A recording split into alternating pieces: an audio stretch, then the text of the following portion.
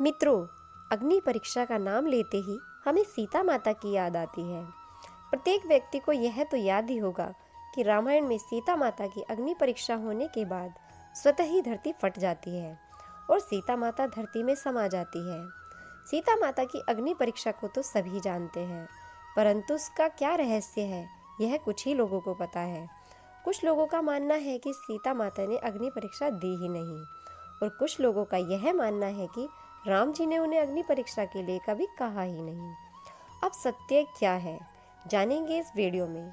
तो श्री राम जय राम जय जय राम। नमस्कार प्रिय भक्तों, स्वागत है आपका स्पिरिचुअल इंडिया चैनल में। माना सीता माता की अग्नि परीक्षा से जुड़ी अलग अलग कथाएं हैं या मान्यताएं हैं, जो अलग अलग दावे भी करती है। एक पौराणिक कथा के अनुसार एक दिन राजा रामचंद्र जी के मंत्री प्रजा के बीच घूम रहे थे, तो उन्होंने प्रजा को रामचंद्र जी व सीता जी के बारे में कुछ बातें करते हुए सुना। लोग सीता माता के चरित्र पर सवाल उठा रहे थे। लोग यह कह रहे थे कि सीता इतने दिन तक लंका में रावण के यहाँ रही, फिर भी राजा रामचंद्र जी ने उसे स्वीकार कर लिया। यह बातें सुनकर मंत्री पहले बहुत दुखी हुए, परंतु राम जी को उसने जाकर सारी बातें सुनाई। फिर दूसरे दिन राम जी ने सभा बुलाई, जिसमें राजा रामचंद्र जी ने कहा कि प्रजा को संदेह है कि सीता इतने दिन रावण के यहाँ रही, इसलिए सीता की अग्नि परीक्षा देकर यह साबित करना होगा कि वह अग्नि की तरह पवित्र है। उसके बाद माँ सीता ने अग्नि परीक्षा दी और वह धरती फटते ही पाताल लोक के रास्ते स्वर्ग लोक को चली गई। ज़्यादातर लोगों ने यही कथा सुनी होगी, लेकिन इसके अलावा अग्नि परीक्षा से जुड़ी हुई एक और भी कथा है, जो हमारे धर्मशास्त्रों में उल्लेखनीय है। इस कथा के अनुसार जब श्री राम सीता जी व लक्ष्मण जी के साथ वनवास के लिए जा रहे, तो वे यह जानते थे कि सीता माता का हरण अवश्य होगा। उन्हें सीता माता की पवित्रता पर बिल्कुल भी संदेह नहीं था। फिर भी उन्होंने एक दिन अग्निदेव को बुलाकर माँ सीता को उन्हें सौंप दिया और उनकी छाया अपने पास रख ली।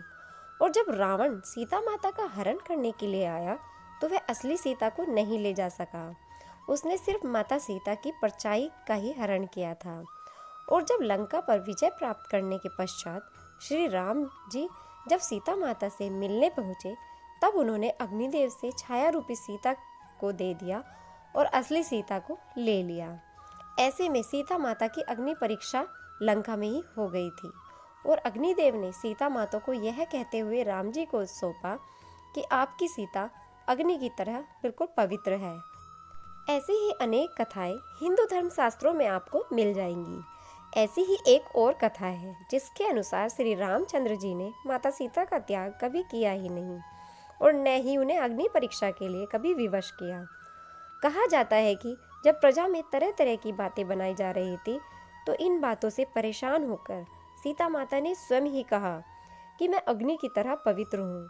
इस बात का संदेश सारे समाज में जाना ही चाहिए, नहीं तो राजा की पत्नी के बारे में लोग इस तरह की बातें करेंगे तो समाज पर क्या असर पड़ेगा। अब सोचने वाली बात यह है कि जिस सीता माता के बिना श्री रामचंद्र जी एक पल भी नहीं रह सकते थे, वह भला उनका परित्याग कैसे कर सकते हैं और उनकी अग्नि परीक्षा कैसे ले सकते हैं, और गर्भावस्था में माता सीता को घर से कैसे निकाल सकते हैं। तो मित्रों, इसके पीछे भी एक कहानी है कि राज्य छोड़ने से पहले गर्भावस्था में माता सीता ने तपोवन में घूमने की इच्छा रखी। राज्य में व्यस्त होने के कारण श्री राम जी उनके साथ नहीं जा सके, और उन्होंने लक्ष्मण जी को माता सीता के साथ भेज दिया। और वहाँ तपोवन में माता सीता को ऋषि वाल्मीकि मिले, जिनसे उन्होंने प्रजा का उन पर संदेह करने की बात कही। कहा कि प्रजा मेरे ऊपर संदेह कर रही है। तब वाल्मीकि जी के कहने पर माता सीता ने राज्य छोड़कर कुटिया में रहने का निर्णय लिया और कुटिया में चली गई, जहाँ लवकुश का भी जन्म हुआ, जिन्होंने अश्वमेध का घोड़ा पकड़ा और अपनी माता का खोया हुआ सम्मान भी वापस किया। दोस्तों, आपको यह भी बातें बता दें कि माता सीता की अग्नि परीक्षा का जिक्र रामायण के उत्तरकांड में मिलता है, जो न तो वाल्मीकि जी ने लिखा है और न ही गोस्वामी तुलसीदास जी ने।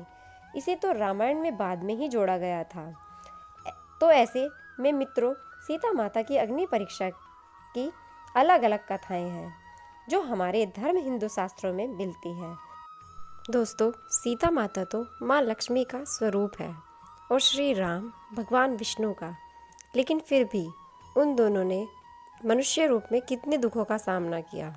माँ सीता जन्मी एक राजा के यहाँ, विवाह भी एक राजा से ही हुआ, परंतु उनका पूरा जीवन वनवास में बीता। परंतु वह बिना किसी से शिकायत किए सभी दुख सुख का सामना करती रही। यही होती है सच्ची नारी, जो अपने पति के सुख दुख और जीवन के प्रत्येक मोड़ पर अपने पति का साथ दे, उसके साथ खड़ी रहे। जिस तरह सीता माँ ने अपने पति से शादी के बाद से धरती में समाने तक उसका प्रत्येक मोड़ पर साथ दिया। दोस्तों, भगवान की बनाई हुई इस दुनिया में पत्ता भी भगवान के बिना नहीं हिल सकता। तो रामायण के जितने भी कांड हैं, यह भी पहले से ही रचित थे। जितना जिसके नसीब में दुख सुख होता है, उसे भुगतना ही पड़ता है। अगर ऐसा ना होता तो राजा की बेटी वन में कभी ना रहती। अर्थात सीता माता एक राजा की पुत्री थी, परंतु उन्होंने अपना जीवन वन में ही बिता दिया। ऐसी नारी को शत शत प्रणाम। तो दोस्तों, आपके जो भी विचार इस वीडियो के बारे में है, कमेंट में लिखना बिल्कुल ना भूलें। और अगर आप आगे ऐसी वीडियो देखना चाहते हैं तो वीडियो को लाइक शेयर और सब्सक्राइब करना बिल्कुल ना भूलें। तो श्री राम जी का नाम लेते हुए धन्यवाद दोस्तों। जय सीता माता, जय श्री राम, जय बजरंगबली। नमस्कार।